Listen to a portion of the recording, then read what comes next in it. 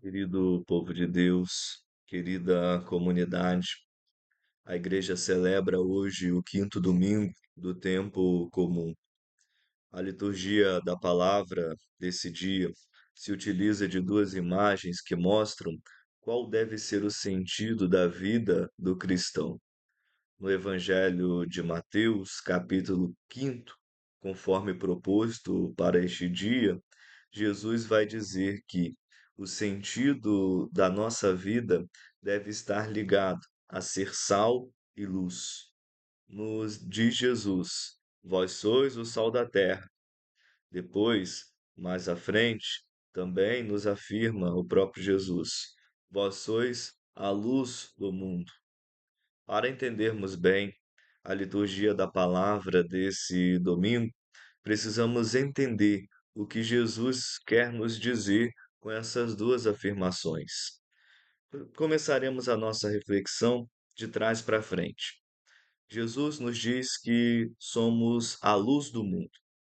Não apenas isso. Jesus nos diz que somos uma luz que precisa ser vista, como um candelabro que precisa ser colocado no ponto mais alto para iluminar todo um recinto, assim também um cristão deve entender que a sua vida é luz de Deus nesse mundo e, portanto, as suas ações devem iluminar aqueles que estão ao seu redor em qualquer lugar que passar. Penso eu que até aqui nada de novo nos é apresentado por este texto. Todos nós sabemos que, enquanto cristãos, devemos ser sinais de Deus nessa terra. Isso faz parte da nossa missão de cristãos.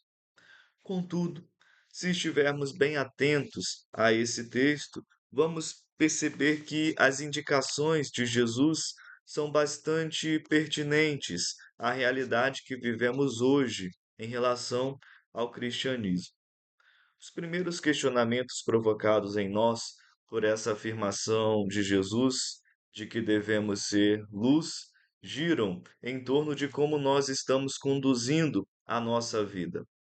Se queremos ser luz no mundo, a nossa vida não pode ser construída em cima de banalidades, coisas superficiais.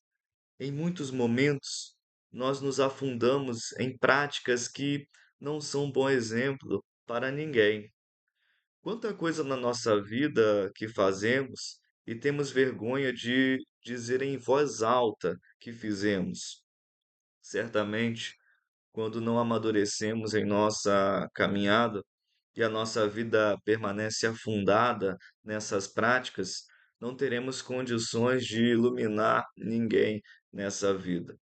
A verdade é que perdemos muito tempo de nossa vida com aquilo que não acrescenta nada a nós e às pessoas que amamos. Muito pelo contrário, ao invés de acrescentar e iluminar, retira de nós um tempo precioso com as pessoas às quais deveríamos aproveitar o máximo de tempo possível e mergulham a nossa vida em trevas. Com isso, já podemos dizer que ser luz nesse mundo está ligado ao que fazemos àqueles que precisam de nós. O profeta Isaías deixa isso claro na primeira leitura de hoje, quando no capítulo 58, versículo 7, nos diz: Reparte o pão com o faminto, acolhe em casa os pobres e peregrinos. Quando encontrares um nu, cobre-o e não desprezes a tua carne. Então brilhará a tua luz como a aurora. Portanto, somos luz de Deus nesse mundo, à medida que a nossa existência ilumina a vida de outras pessoas, levando o bem, a caridade, o amor. Iluminamos a vida do outro com a bondade que nós podemos fazer irradiar na vida do outro através do dom da nossa vida. Ser luz é levar o amor à vida daqueles que precisam de nós. Você é luz quando a sua presença torna o ambiente em que você está iluminado, ou seja, quando você reconhecidamente alguém bom, com boas intenções, bons propósitos, onde quer que você esteja.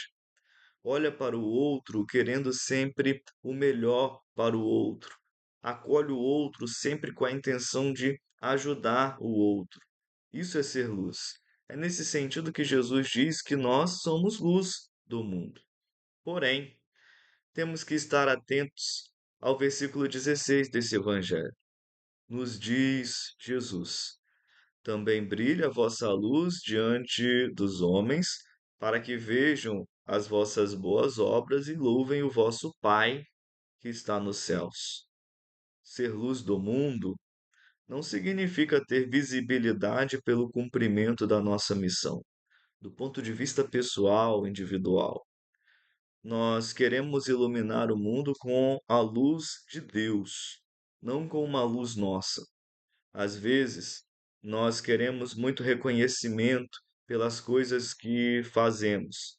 Queremos ser reconhecidos pelos demais porque servimos a igreja.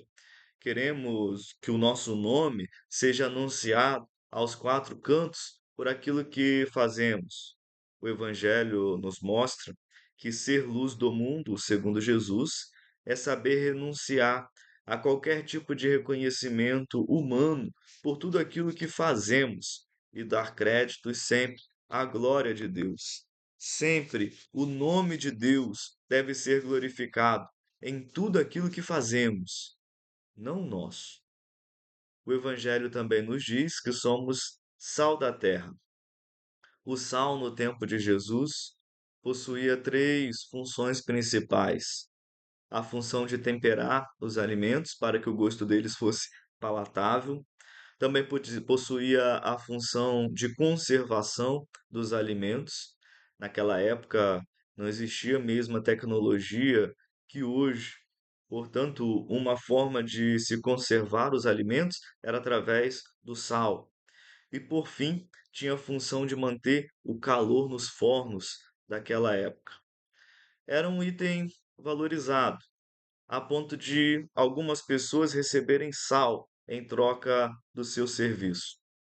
Olhando para essas funções do sal no tempo de Jesus, podemos compreender o que ele, Jesus, nos diz sobre ser sal da terra. O cristão deve conservar a chama do reino acesa por Jesus nesse mundo. Porém, entendam bem, devemos conservar a mensagem de Jesus, não deturpá-la em nome de moralismos e crenças pessoais. É nesse momento que o sal se torna insosso, como disse Jesus no Evangelho. Isso ocorre quando pretendemos ser mais cristãos do que o próprio Cristo diante das demais pessoas. Fazemos isso quando nos sentimos no direito de condenar as pessoas por aquilo que Cristo não as condenava. Ser sal da terra significa atuar como aquele que conserva o sabor do Evangelho neste mundo. Nos tempos em que vivemos, esse Evangelho é muito instigante. Na era da internet, das redes sociais, o Evangelho se tornou mercadoria nas mãos de muitas pessoas. Uma mercadoria com a qual se ganha dinheiro e influência sobre os demais. Com isso, se dissemos que somos luz do mundo, quando a nossa vida reflete Deus, observamos o nome de Deus ser cada vez mais utilizado em troca de visualizações e likes, atraindo atenção não para o Deus que salva, mas para o indivíduo que se utiliza do nome desse Deus. Além disso, se dissemos que ser sal significa conservar a mensagem do Evangelho, nos perguntamos por que, no meio digital, nós vemos tantas discussões entre cristãos. Por que existem tantos católicos que agem de forma agressiva contra os demais? Quando nós vivemos querendo ser os donos da razão, apontamos o dedo no rosto dos outros com a justificativa de ser pela fé. Nós estamos desvirtuando o Evangelho e sendo um sal insosso, como nos diz Jesus no Evangelho. Assim como o sal demais é capaz de estragar a comida mais saborosa, escrúpulos e moralismos demais também são capazes de estragar a mensagem de Jesus e transformar uma mensagem que é libertadora em uma mensagem escravizante. Que sejamos luz e mostremos com as obras de amor em nossa vida o Evangelho e a glória de Deus.